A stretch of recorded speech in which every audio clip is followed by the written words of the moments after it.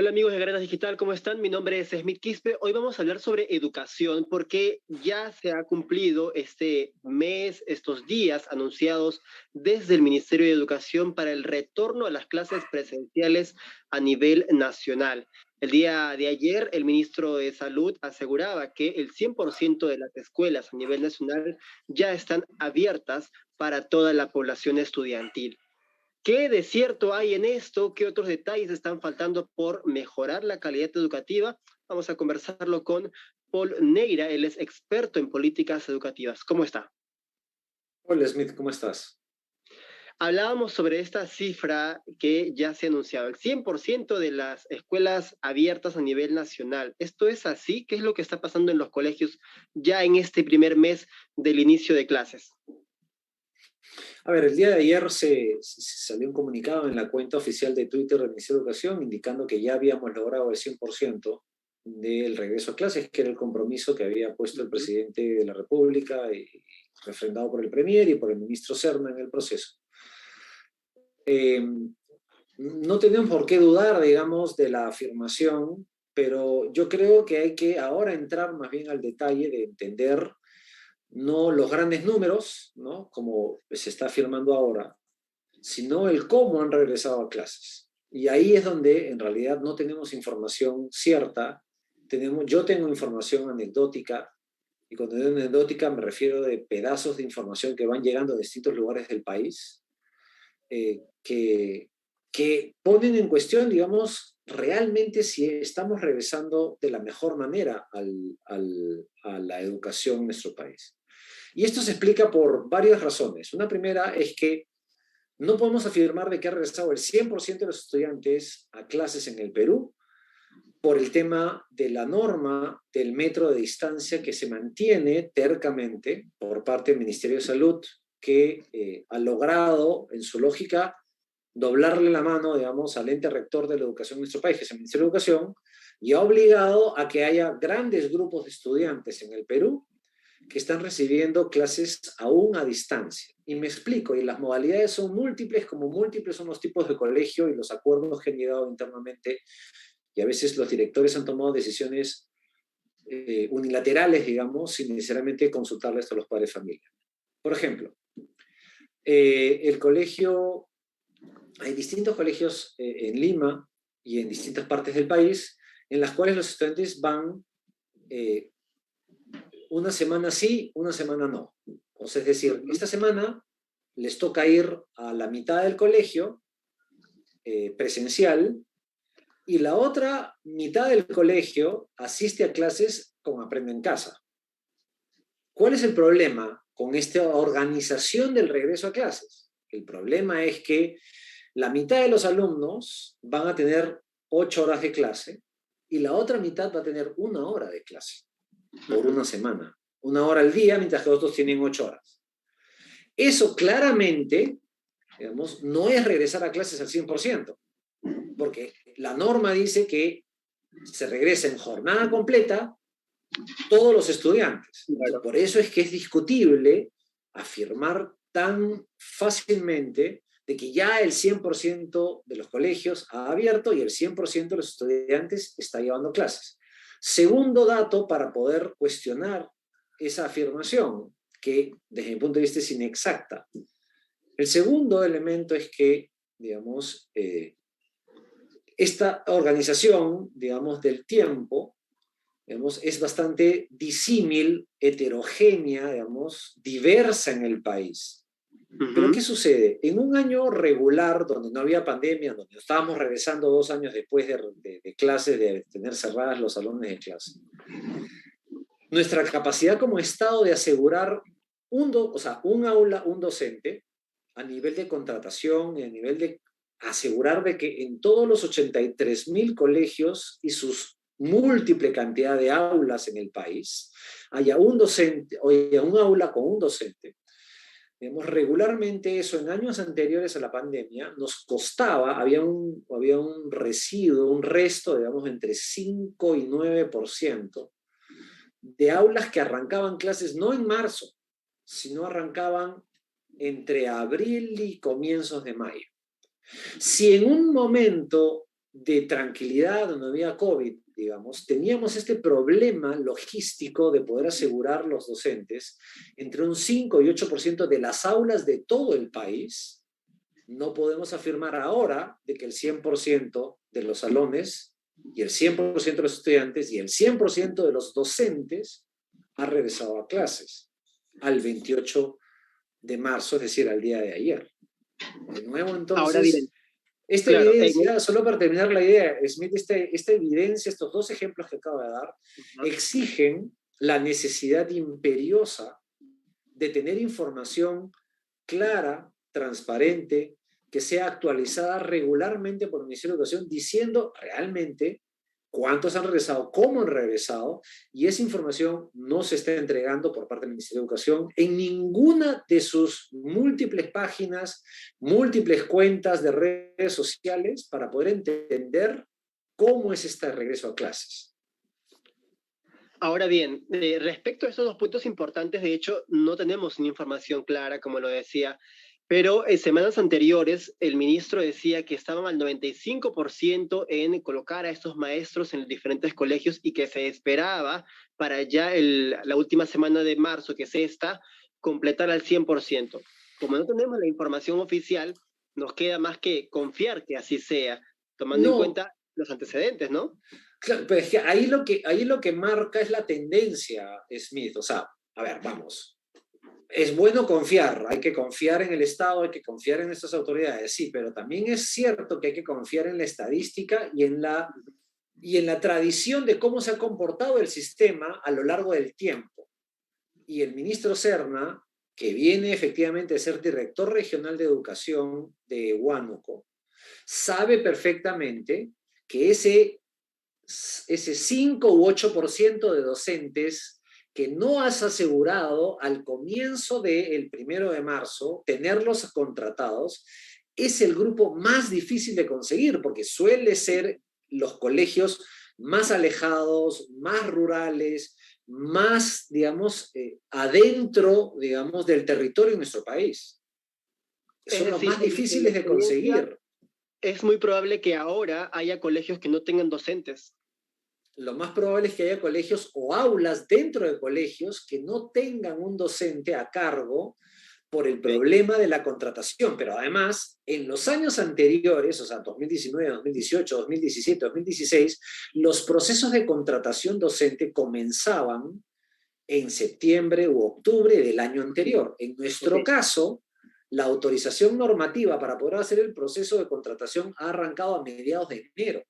Entonces, digamos, Muy toda la tarde. información y toda la data que tenemos, digamos, nos indica que este año va a ser más difícil poder cubrir ese 8 o 5, entre el 8 y 5% de aulas para poder contratar a docente para asegurar el servicio educativo. Pero si a eso le Correcto. sumas además de que, digamos, hay un grupo de docentes numeroso que tiene comorbilidades, porque tiene problemas que ponen en riesgo su salud y que no van a poder ir a clase, eso aumenta el número de docentes que tienes que contratar. Este 5 o 8% podría ser fácilmente 10 o 11% de la población estudiantil, y cuando tú dices 10% de los docentes, estás hablando de tener un problema de contratar 38.500 docentes, que son 38.500 aulas que no tienen profesor. Entonces, cuando el ministro Serna dice en esa declaración que tú me haces en tu pregunta, que falta un 5% y esperemos que estamos trabajando para llegar Eso es al lo que 28 de dice. marzo y esperemos efectivamente lograrlo, estás hablando de que son 17.000 aulas que no tienen profesores. O sea, 5% suena a un número, pero cuando tú lo transfieres eso a la realidad, te estás hablando que son 17.000 salones de clase que no hay que no tiene docente. Correcto. Y además Correcto. él sabe mejor que nadie, porque ha tenido la experiencia de ser director regional de educación, de que justamente ese 5% es el que más tiempo te toma para poder cubrir. Más difícil es. Exacto. Ahora, esto también se vería afectado por el problema que se presentó el año pasado con la nulidad del concurso público para la carrera magisterial. Se ve agravado, efectivamente. Se ve agravado. ¿Por qué? Porque se ha tenido que usar data antigua. ¿A qué me refiero? Que la data que se ha usado es la del concurso que se hizo en el 2019. O sea, que tiene 3 años de antigüedad. ¿Qué pasa si hay un grupo de esos docentes que ya desistió de ser docente? Porque Claro. no tenía trabajo y se dedicó a otras cosas y de repente, digamos, este ingreso nuevo, esta nueva labor, esta nueva actividad le paga más que ser docente. Entonces no va a concursar. Entonces yo tengo una lista en el Ministerio de Educación que dice que tengo, no sé, pues 50.000 docentes a mi disposición, pero de los cuales 5.000 ya no. Y habrá otros tantos que han fallecido, otros tantos que se han mudado de ciudad. Ujú. Entonces, digamos, esa data, digamos, del 2019 es una data que tiene que ser contrastada. Y en ese contexto es el tirano que está en contra, digamos, de poder conseguir el 100% de las aulas, como efectivamente ha afirmado el Ministerio de Educación en su cuenta de Twitter Ujú. oficial, de que ya ayer los 8.250.000 estudiantes ya regresaron a clases, porque eso es lo que ha dicho, el 100% Ujú. del servicio educativo ha sido abierto, por tanto, el 100% de los estudiantes debería estar. Pero ahí viene otra pregunta y otro problema, que es qué pasa con aquellos estudiantes que han abandonado el colegio durante los 2 últimos años. ¿Qué, ¿Cómo están asegurando ese servicio educativo? Ahí tenemos un problema que tenemos que resolver y que tampoco tenemos data o información cierta al respecto. Entonces, ahí cuando uno comienza a mirar los detalles, digamos, de la información, comienza a darse cuenta de que el número que se ha declarado ayer, de que el 100% ya está, no es tan cierto. Es, Ok. es, es poco claro, digamos. Por eso es que hay una exigencia, yo la vengo repitiendo hace mucho tiempo atrás, de un portal oficial del Ministerio de Educación donde declare colegio por colegio el tipo de tiempo que están recibiendo los estudiantes, porque como te decía en un ejemplo, te decía el ejemplo de una semana sí, una semana no, pero también tienes casos en los cuales el colegio, por ejemplo, público, las niñas, por ejemplo, que van a clases en primaria, van lunes, miércoles y viernes. Y el otro grupo va martes, jueves y lunes de la siguiente semana. Entonces Ok. comienza un proceso. Entonces estás teniendo el 50% de las clases durante la semana. Y eso debería saber la opinión pública y los especialistas que seguimos estos temas, cómo es que se está dando el servicio educativo, porque no importa cuántos colegios están abiertos, sino cuántos estudiantes están en el colegio llevando clases. Y la segunda capa, digamos, de esta pregunta es, ¿cuántos estudiantes y cuánto tiempo están teniendo de clases al día? Y es que es Porque ahí, difícil poder conocerlo si es que no hay información oficial. Ese es el detalle, por ¿no? supuesto. Y, Un y gran ojo, detalle. y hay colegios que ya tienen 2 semanas de clases, ¿no? Y que ya la estructura de información del Ministerio de Educación puede comenzar a recibir información que viene de los distintos colegios en todo el país para ordenarla y procesarla. No se necesita, digamos, científicos formados en la NASA para poder hacer este proceso de agregación de data estadística y poderla presentar. Porque además ya lo hizo el Ministerio de Educación el año pasado, cuando hizo Ujú. el proceso del piloto y teníamos información colegio por colegio, o sea, colegio por colegio, abierto. ¿Dónde estaba? ¿Cuántos estudiantes? ¿Cuántos estudiantes habían asistido? Ujú. Entonces, eso sí se puede exigir, digamos, pero el Ministerio de Educación hasta ahora no está poniendo a disposición esta información. Ahora, esto se ve reflejado en una especie de demora, porque nos comentabas que todo este proceso para atraer a los maestros, por ejemplo, designarlos en los colegios, ha empezado todavía en enero. ¿Por qué no se hizo antes? ¿Qué pasó ahí? Bueno, ahí hay una serie de razones. Una de ellas es que la gestión anterior a la actual del ministro Serna, que fue la del ex ministro Gallardo, en la práctica no hizo nada para preparar al sistema educativo para regresar a clases. O sea, no Ujú. hay registro alguno de algún plan consistente, ordenado, transparente, digamos, publicado y que haya además enfrentado realmente el problema del regreso a clases. Quien ha tenido que hacer eso con todo el viento en contra y con todas las, digamos, las chances en contra, ha sido el actual ministro Serna, que ha tenido que Correcto. trabajar el cuádruple o el quíntuple, digamos, porque efectivamente no había un plan. Entonces, ese es un factor. El otro factor tiene que ver con el tema de la asignación presupuestal, digamos, ¿no? Que Ujú. el Estado y la maquinaria del Estado necesita, digamos, una fuerza y una velocidad que imprimir y que al comienzo del año, digamos, fiscal, que es el año 2022, comienza el proceso de las partidas, hay un proceso logístico, un proceso de compra de servicios que tiene que hacer el Ministerio de Educación, por ejemplo, para poder entregar los servicios, los recursos educativos a todos los colegios en todo el país. Es un proceso que toma tiempo y que además toma recursos. Entonces, eso ha complotado de alguna manera para estos retrasos en el proceso de regreso a clases de este año, ¿no? Correcto. Hay varios temas que quisiera tratar, pero el tiempo nos está quedando chico. Respecto a la infraestructura de los colegios, ¿el monto destinado es suficiente? Porque incluso días antes, incluso ya en el inicio de clases, se ha visto colegios que han estado en pésimas condiciones a pocas horas del inicio de clases.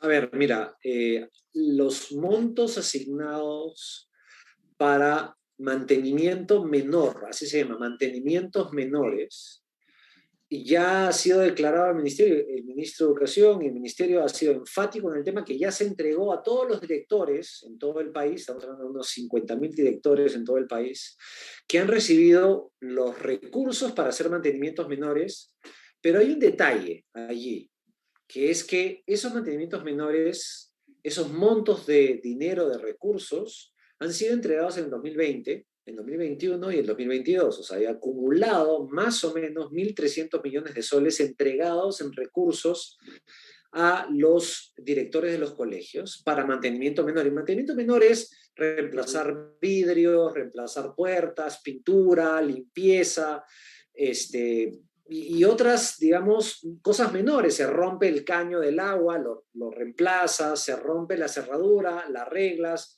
tienes que comprar candado, etcétera. Digamos, todas estas cosas son las que han estado involucradas en este proceso.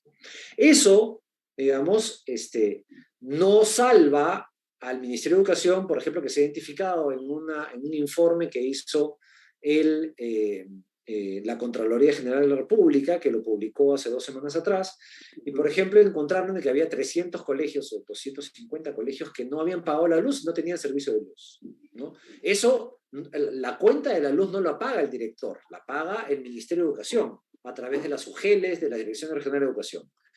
Entonces, ahí hay un problema que tiene que rendir cuentas el Estado y el Ministerio de Educación porque no ha pagado la luz y hay 200 colegios, algo más de 200 colegios, que comprometían a una cifra bastante grande de estudiantes, si mal no recuerdan, como 100.000, 150.000 estudiantes que ante el regreso a clases no tendrían luz. Entonces, si tú tenías Correcto. un motor que llevaba el agua al tanque para poder hacer funcionar el tema del agua dentro del colegio, no había forma de hacerlo funcionar. Ujú. Entonces, o sea, digamos, claramente tenemos un problema de gestión en la infraestructura y Ok. también tenemos una velocidad, digamos, que se tiene que imprimir para poder mejorar el tema de la infraestructura educativa. Pero respecto al tema del mantenimiento, digamos, tenemos que esperar a ver la rendición de cuentas de los directores de los dineros públicos que han recibido para poder mejorar la infraestructura menor del colegio para el regreso a clases, ¿no? Otro aspecto también que de hecho genera preocupación en los padres de familia es, como lo decías, hay colegios que están adoptando medidas de semipresencialidad, modalidad híbrida incluso.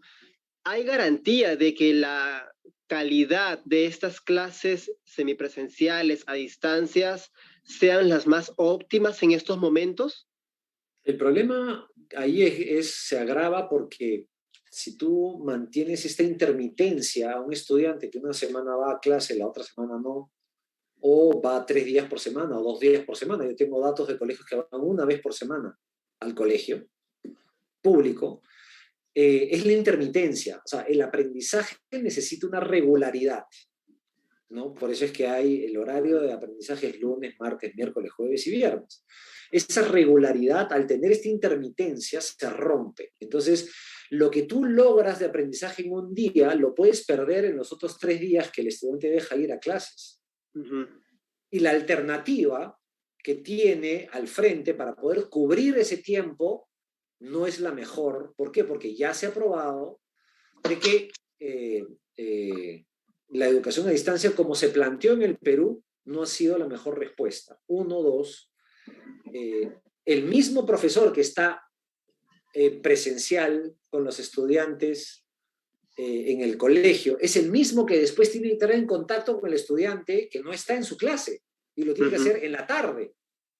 Entonces, ahí tenemos un problema doble, que es un problema logístico del tiempo del docente, porque en el Perú los docentes trabajan 30 horas. Ese es el contrato que tienen con el Estado peruano.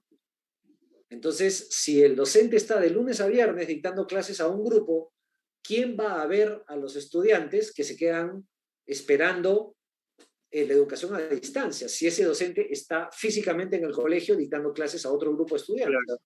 Entonces, la intermitencia, el problema logístico de los tiempos de los docentes, la exposición a oportunidades de aprendizaje más ricas que suceden en el salón de clases en presencialidad y que no la tienes en el ámbito virtual, son problemas que le van a costar no al sistema, le va a costar al estudiante, le va a costar a la Ujú. capacidad de aprendizaje que esta persona pueda tener.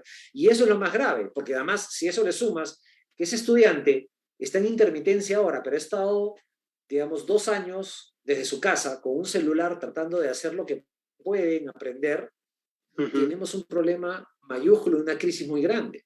Por eso es que es tan importante Ok. apostar al tema de la presencialidad al 100%, el 100% del tiempo, al 100% de los estudiantes.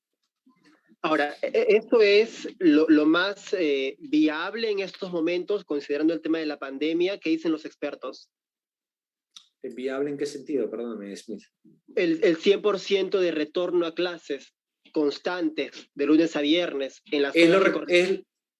es lo más recomendable, sobre todo para poder tener estrategias de recuperación de aprendizajes, de remediación de aprendizajes no obtenidos a lo largo del tiempo y, de alguna manera, acelerar el proceso de aprendizaje de los estudiantes que vienen, digamos, en su enorme mayoría, abrumadora mayoría en el país, Ujú. teniendo 2 años sin haber aprendido, digamos, Correcto. formalmente en la escuela, ¿no?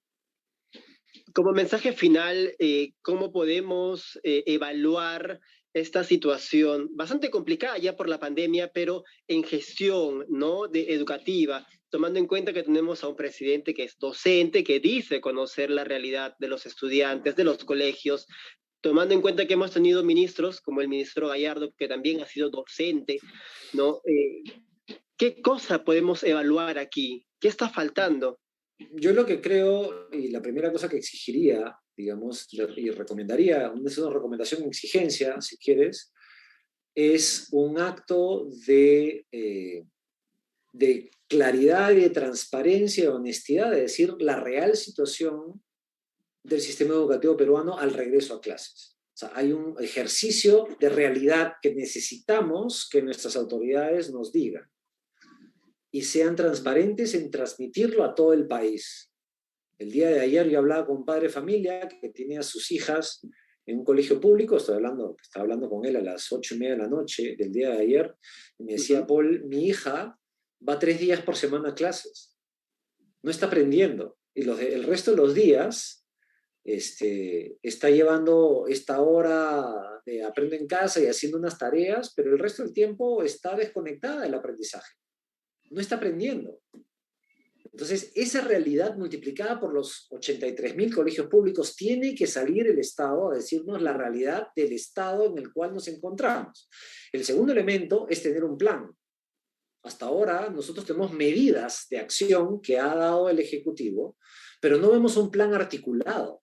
Por ejemplo, ¿cómo vamos a enfrentar el tema de la crisis socioemocional Ujú. y psicológica en los colegios? ¿Cómo vamos a enfrentar el problema de los estudiantes que han abandonado las clases? ¿Dónde está el plan? ¿Cuáles son las medidas? ¿Cuáles son las acciones? ¿Dónde está el avance de ese plan propuesto? ¿Cómo vamos a saber el estado real de los aprendizajes de los estudiantes si lo que está planteando el ministro de Educación es una estrategia de evaluar en noviembre de este año recién a los estudiantes? Entonces la pregunta ahí es, ¿por qué no hizo el proceso de evaluación al inicio, Ujú. arrancando marzo o en abril, para poder procesar la data, tener la información y salir a la opinión pública y decir, miren, después de 2 años de no estar en clases, los resultados de aprendizaje son estos. Y las medidas consecuentes para poder desarrollar una acción conjunta de toda la sociedad y todo el Estado peruano para mejorar esa realidad de aprendizajes perdidos o no alcanzados, va a ser esta. Pero no, lo que está haciendo es en noviembre. El problema con noviembre, con la evaluación de noviembre, es que recién los resultados van a estar en marzo del próximo año. Entonces la pregunta es, no solo comprometen el aprendizaje de este año de los estudiantes, porque las medidas para poder corregirlas no se están dando, sino que además compromete la del 2023. Claro. La tercera cosa, exigencia, es ¿dónde están los equipos de trabajo que ya están armando el plan de trabajo de recuperación de aprendizaje del año 2023?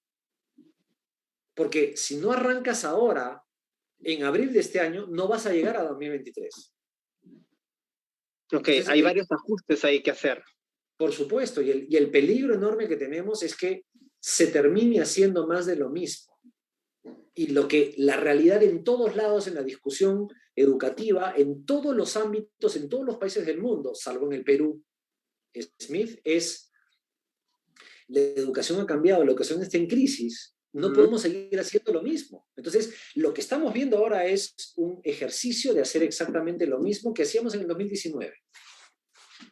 Porque no sabemos el plan, entonces la oportunidad de poder hacer cambios profundos al sistema educativo se nos están yendo, como se nos escapa la arena de las manos o querer agarrar agua con las manos. Y eso es un error de gestión. Es una oportunidad, exactamente, y parece que el gobierno no lo está viendo así y seguimos cometiendo los mismos errores. Ahora, ¿eso pasaría también por el cambio del ministro de Educación o qué sugieres ahí? No. Yo creo que evaluar un cambio después de esto me parecería que sería un despropósito, pero sí tiene que haber un cambio en la gestión en términos de mayor apertura, mayor transparencia, mayor capacidad de poder comunicar los planes, de convocar a equipos de personas para que los ayuden, de hacer grandes, digamos, coordinaciones. El ministro Serna se ha reunido una vez con los directores regionales de educación en el mes de enero y ahí no ha vuelto a tener ninguna reunión. Entonces, ¿cómo se está circulando en el territorio la gestión de la educación en nuestro país? No sabemos. Entonces, tiene que haber un cambio de gestión, tiene que haber mucha más transparencia, tiene que haber apertura a los datos y convocar efectivamente a que este problema, que es un problema enorme y profundamente grande, no puede ser la receta volver a hacer lo mismo que hacemos en el 2019, porque ese es un error. Correcto. Bueno, y ahí estamos una vez más cometiendo los mismos errores, mientras los más perjudicados son los niños quienes merecen calidad educativa. Es un derecho y tienen que recibirlo como merecen. Hasta la próxima, Paul Neira. Listo, muchas gracias.